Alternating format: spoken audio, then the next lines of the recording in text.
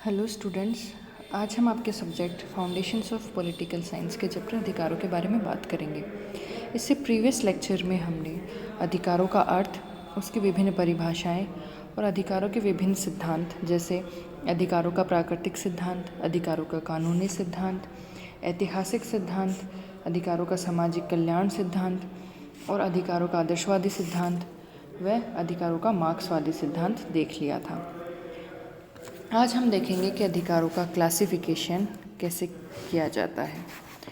उदारवादी लेखक अधिकारों को दो वर्गों में बांटते हैं।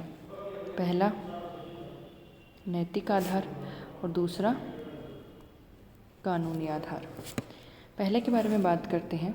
नैतिक अधिकार वे अधिकार होते हैं जिनका संबंध मानव के नैतिक आचरण से होता है। इन अधिकारों का अवलंबन समाज की नैतिक भावना होती है, न कि राज्य की शक्ति। नैतिक अधिकारों का राज्य के कानूनों द्वारा अनुमोदन नहीं होता। इन्हें धर्मशास्त्र, लोकमत या जनता की आत्मिक चेतना के दबाव द्वारा स्वीकार करवाया जाता है। राज्य और कानून का इनसे कोई संबंध नहीं होता, अतः इनके उल्लंघन पर किसी को दंड भी नहीं मिलता। जैसे वो अधिकार जिसे हमारी अंतरात्मा स्वीकार करे या कोई नैतिक भावना, आत्मिक चेतना द्वारा वो स्वीकार किए जाएं। दूसरे होते हैं कानूनी अधिकार। कानूनी अधिकार वे हैं जिन्हें राज्य के द्वारा मान्यता प्रदान की जाती है और जिनकी रक्षा का उत्तरदायित्व राज्य के ऊपर होता है। इन अधिकारों के पीछे राज्य की शक्ति होती है।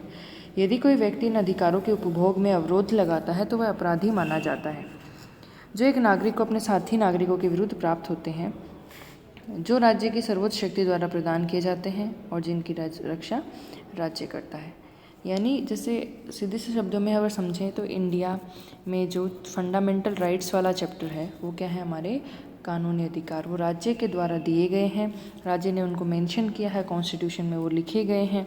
दूसरे नागरिकों के विरुद्ध वो एक नागरिक को प्राप्त हैं और राज्य उनकी रक्षा करता है, उनको गाइड करता है।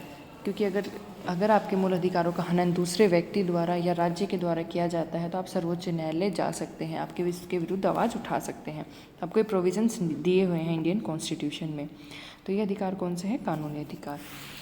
सामाजिक जीवन के विकास के साथ साथ इन अधिकारों में वृद्धि होती जाती है। जैसे हो सकता है कुछ टाइम पहले 10 ही फंडामेंटल राइट्स हों, लेकिन धीरे धीरे समाज का विकास हो रहा है, नए टाइम्स चेंज हो रहे हैं, तो उन अधिकारों में और एडिशन होता जाता है। जैसे पहले जीवन जीने का अधिकार था, लेकिन टाइम पर विभिन्न अपने जजमेंट्स में सुप्रीम कोर्ट ने उस अधिकार को विस्तृत किया है। जैसे जीवन जीने के अधिकार में स्वच्छ वातावरण का, शुद्ध पेयजल का और शांत रहने का, भाषण की स्वतंत्रता में उन्होंने ऐड किया कि मौन रहने का भी अधिकार है। तो ये सब क्या है, धीरे धीरे अधिकारों का एडिशन होता जाता है। जैसे जैसे लोग जागरूक होते जाते हैं, नए अधिकारों की मांग करते हैं, टाइम चेंज होता है तो ये होते हैं कानूनी अधिकार। इनको दो भेद होते हैं इनके। पहला नागरिक अधिकार और दूसरा राजनैतिक अधिकार। पहले हम देखते हैं कि नागरिक अधिकार। नागरिक अधिकार राज्य में रहने वाले सभी व्यक्तियों को, चाहे वे राज्य के नागरिक न हों, प्रदान किए जाते हैं। राज्य के नागरिक न हो का मतलब कि कोई जैसे हमारे राज्य में विदेशी आया हुआ है घूमने के लिए या कोई विदेश से आकर रह रहा है तो उनको भी वो अधिकार मिलेंगे। इनका उद्देश्य व्यक्ति के उच्च सामाजिक जीवन को संभव बनाना है। इनका संबंध व्यक्तियों के जान, माल आदि की रक्षा करने से है, जिनके बिना मनुष्य का श्रेष्ठ जीवन संभव नहीं है। यद्यपि देश की सामाजिक व आर्थिक परिस्थितियों के परिवर्तन के साथ व्यक्तियों के नागरिक अधिकार भी बदलते रहते हैं, किंतु आधुनिक उन्नतशील राज्यों में सामान्यतः जो मैं बताऊंगी वही अधिकार मोस्टली हर राज्य में मिलते हैं। जैसे नागरिक अधिकारों में पहला है जीवन का अधिकार। प्रत्येक मनुष्य को जीवन का अधिकार है। यह अधिकार मौलिक और आधारभूत है, क्योंकि इसके बिना अन्य अधिकार असंभव है। इसका तात्पर्य है कि व्यक्ति बिना किसी बाधा के अपने जीवन का उपभोग कर सके। राज्य का कर्तव्य है कि वह व्यक्ति के जीवन की रक्षा करे। व्यक्ति को स्वयं भी अपने जीवन की रक्षा करने का अधिकार प्राप्त है। यदि कोई व्यक्ति किसी व्यक्ति के जीवन का अंत करने का प्रयास करता है तो वह व्यक्ति आत्म की रक्षा हेतु उसके जीवन को समाप्त भी कर सकता है। जैसे आप मूवीज़ देखते हो तो कई बार कोर्ट में दलीलें चल रही होती हैं कि एक व्यक्ति दूसरे का मर्डर कर देता है तो उसका वकील यही दलील देता है कि भाई उसने उसका मर्डर इसलिए किया क्योंकि उसकी जान को खतरा था, अपनी जान बचाने के लिए अपनी आत्मरक्षा में इसने इस व्यक्ति को मार डाला। ये व्यक्ति इसके ऊपर हमला कर रहा था तो इसने अपनी आत्मरक्षा में इसको मार डाला, और कोर्ट इसमें कई बार व्यक्तियों को बरी भी कर देता है, क्योंकि आत्मरक्षा का अधिकार हर व्यक्ति को है। अगर आपके ऊपर कोई और अटैक कर रहा है तो आप ऑफकोर्स अपना जीवन बचाना चाहोगे, चाहे उसके लिए उसको आपको सामने वाले को मारना भी पड़े। तो इसलिए आत्मरक्षा हेतु दूसरे के व्यक्तियों को अपना अधिकार है। जीवन का अधिकार कितना बहुमूल्य है यह इससे सिद्ध होता है कि कोई व्यक्ति स्वयं अपना जीवन भी समाप्त नहीं कर सकता, अर्थात वह आत्महत्या नहीं कर सकता। यदि आत्महत्या करने की कोशिश कर रहा है, मर गया तो ठीक है, अगर वो बच जाता है तो राज्य के द्वारा उसको दंड दिया जाता है। आपने न्यूज़पेपर्स वगैरह में सुना ही होगा कि सुसाइड करना भी एक कानूनी जुर्म है। अगर मर गए तो आपको तो कोई पूछेगा नहीं, और अगर आप बच गए तो उसके बाद आपको राज्य के द्वारा पनिशमेंट दिया जाएगा। मानव जीवन समाज की बहुमूल्य नीति है, अतः उसे किसी प्रकार की क्षति पहुंचाना एक अपराध है। तो ये था जीवन का अधिकार, बहुत बेसिक सा है। दूसरा है समानता का अधिकार। ये किस में है? नागरिक अधिकारों में हम पढ़ रहे हैं। दूसरा है समानता का अधिकार। समानता का मतलब ये नहीं है कि सभी व्यक्ति बिल्कुल एक जैसे हो जाएं, इस समानीकरण नहीं है इसका मतलब। इसका मतलब ये है कि जीवन के प्रत्येक क्षेत्र में व्यक्ति के रूप में व्यक्ति का बराबर सम्मान किया जाए और उसे उन्नति करने के समान अवसर दिए जाएं। अमीर और गरीब, सबल या निर्बल, सभी को उन्नति करने के समान अवसर दिए जाएं और कानून के सामने सारे बराबर हों। इसमें पहला आता है राजनीतिक समानता। समानता का मतलब ये नहीं है कि भाई आप जैसे एक कंट्री है उसमें 50 लोग हैं तो 50 के 50 को पद में भी इक्वल कर दो, कैपेबिलिटी में भी इक्वल कर दो, संपत्ति में भी इक्वल कर दो, सबको एक जैसा अवसर मिले, एक जैसे पद पर पहुँचे। तो ऐसा पॉसिबल नहीं है, 50 के 50 लोग एक जैसे नहीं हो सकते। तो समानता से मतलब होता है कि जहाँ तक पॉसिबल हो सबको उन्नति के समान अवसर मिले। जैसे कि राज्य ने कोई स्कूल खोला तो उसमें ये नहीं होना चाहिए कि भाई अमीर के बच्चे ही पढ़ सकते हैं, गरीबों के बच्चे नहीं पढ़ सकते। तो उसमें सभी बच्चों के लिए वो स्कूल खुलना चाहिए। इससे क्या होगा कि सभी को उन्नति के अवसर राज्य ने दिए हैं। तो यही होता है समानता का मतलब। समानता का मतलब एग्जैक्ट लिटरली समान होना नहीं है। समानता का मतलब है कि जैसे जो पिछड़े हुए हैं उनको उन्नतों के बराबर लेके आना, ऐसी कोशिशें करना कि जो संपत्ति की जो असमानताएं हैं वो कम से कम हो, हर व्यक्ति को वोट देने का अधिकार हो। जैसे राज्य में एक टाइम लिमिट के बाद, जैसे 18 वर्ष के बाद आप लोग वोट दे सकते हो। तो ये क्या है कि सबको समान अधिकार दिए। उसमें ये नहीं देखा कि नेता का बेटा है तो वो 5 साल के बाद ही वोट दे सकता है, या फिर कोई गरीब का बेटा है उसको 25 साल के बाद नहीं, सबको एक जैसा अधिकार दिया है। सभी व्यक्ति 18 साल के बाद वोट दे सकते हैं।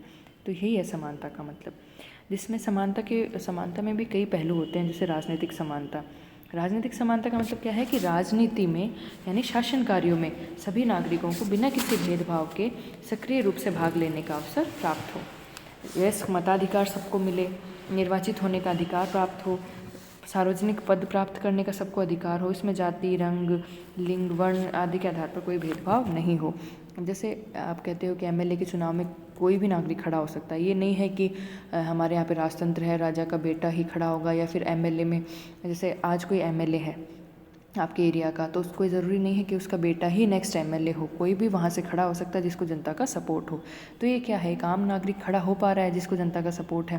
तो यानी सबको समान अवसर मिले हुए हैं चुनाव में खड़े होने के, और वहाँ के सभी नागरिक वोट दे सकते हैं। ये नहीं कि इसकी जाति है तो वोट नहीं देगा, इसका धर्म ही है तो। कोई धर्म, जाति, किसी के आधार पर भी कोई भेदभाव नहीं है। 18 वर्ष का होने पर चाहे वो लड़की हो चाहे लड़का हो चाहे कोई भी हो, उसको वोट देने का अधिकार है। तो ये राजनीतिक समानता का मतलब है कि जो राजनीतिक पद हैं वो सभी के लिए खुले हैं। कोई भी सामान्य नागरिक पद के लिए खड़ा हो सकता है। हर नागरिक वयस्क मताधिकार का प्रयोग कर सकता है, और सबको राजनीति में विरोध करने का अधिकार भी है। जैसे कोई नेता अगर गलती कर रहा है तो लोग उसको हटा भी सकते हैं, पदस्थ भी कर सकते हैं, ये भी इसमें ही आता है। और कानून के समान जो समक्ष हैं वो सभी समान हों। इसका मतलब क्या है कि जैसे आपने चोरी कर ली और किसी नेता के बेटे ने चोरी कर ली, तो कानून के समक्ष आप जो एक आम नागरिक है और एक नेता का बेटा दोनों इक्वल हैं। ये नहीं है कि भाई एक नेता का बेटा है इसको स्पेशल प्रिविलेज मिला जाएगा या इस दूसरे कोर्ट में इसकी सुनवाई होगी, नहीं, उसी कोर्ट में सबके लिए सुनवाई होगी। और अमीर गरीब कुछ नहीं देखा जाएगा। जो प्रोविजंस हैं, जैसे चोरी करने पर ये दंड मिलेगा तो वो आपको भी मिलेगा और एक नेता के बेटे को भी मिलेगा। तो यही कानून के समक्ष समानता का मतलब है कि कानून की नज़र में सब समान है। चाहे वो कितना भी अमीर हो, गरीब हो, चाहे आम हो, चाहे किसी नेता या एमएलए का, राजा का बेटा हो, सब इक्वल है कानून के समक्ष। सबको समान रूप से, समान चीज़ के लिए समान रूप से दंड मिलेगा। दूसरी समानता, आर्थिक समानता।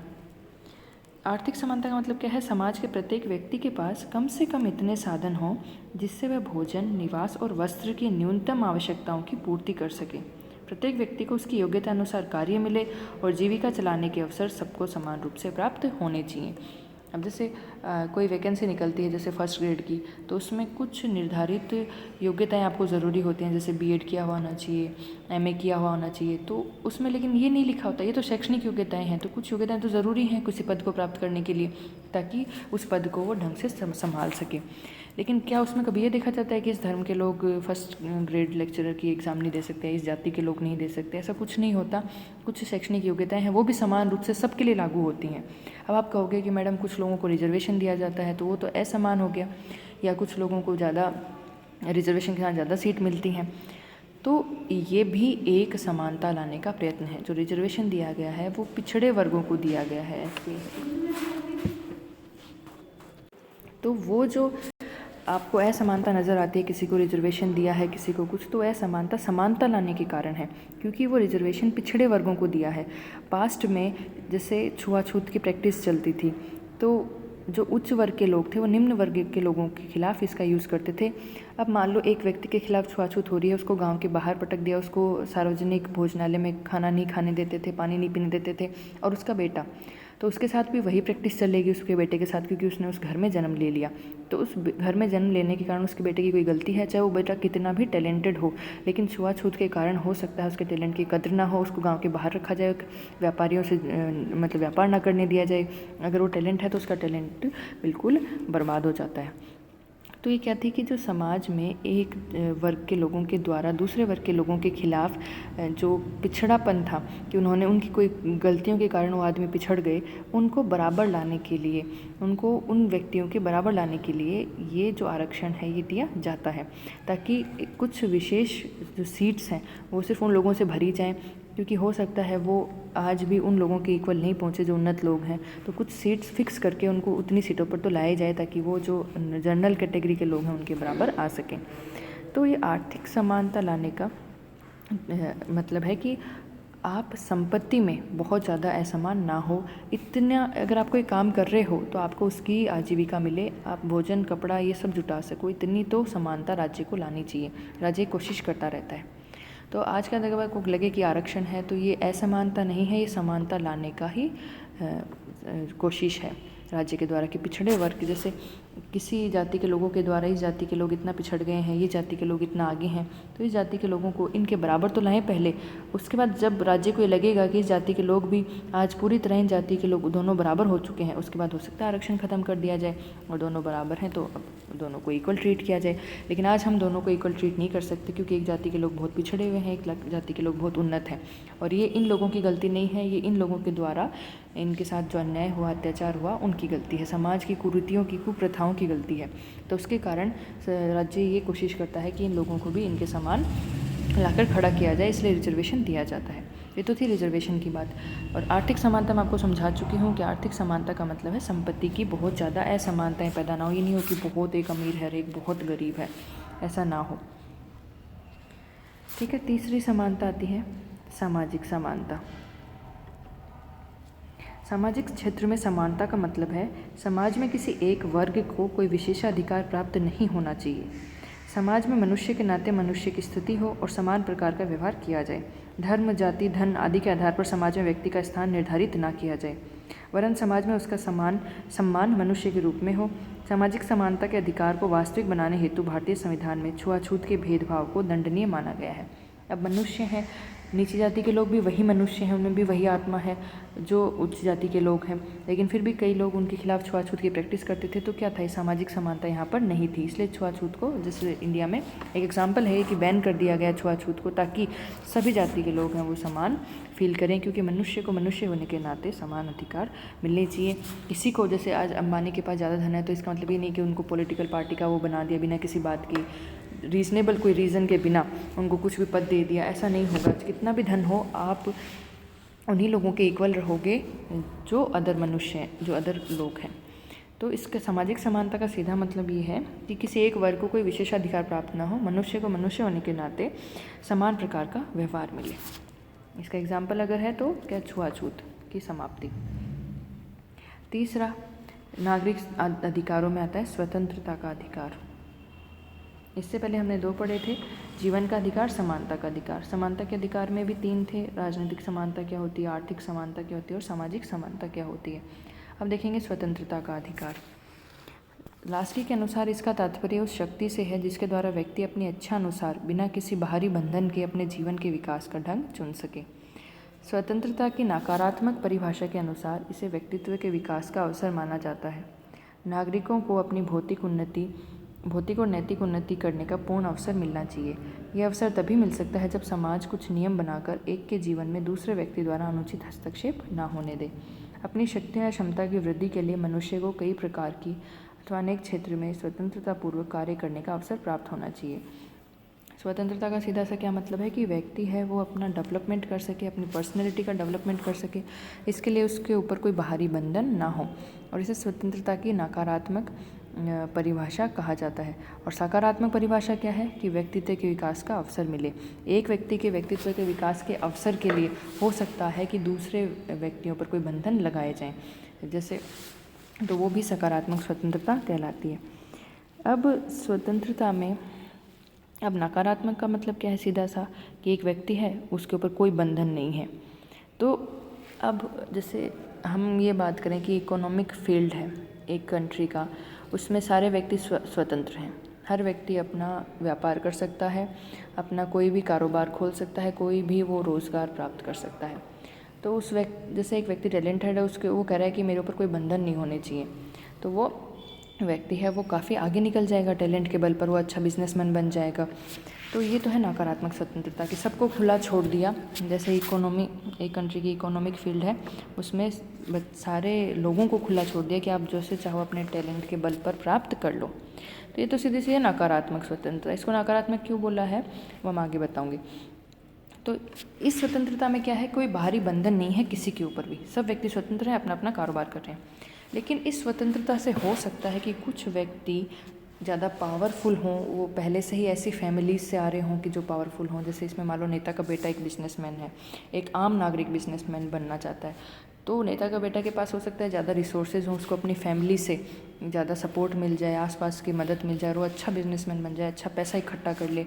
और जैसे इसके साथ ही दूसरा व्यक्ति बिजनेस करना चाहता था, इसको ही पूरी तरह ख़त्म कर दे, धमका दे, कुछ भी कर दे, इसके पास ज़्यादा रिसोर्सेज हैं, तो हो सकता है कि इसमें असमानताएँ बहुत ज़्यादा बढ़ जाएँ इस स्वतंत्रता के कारण।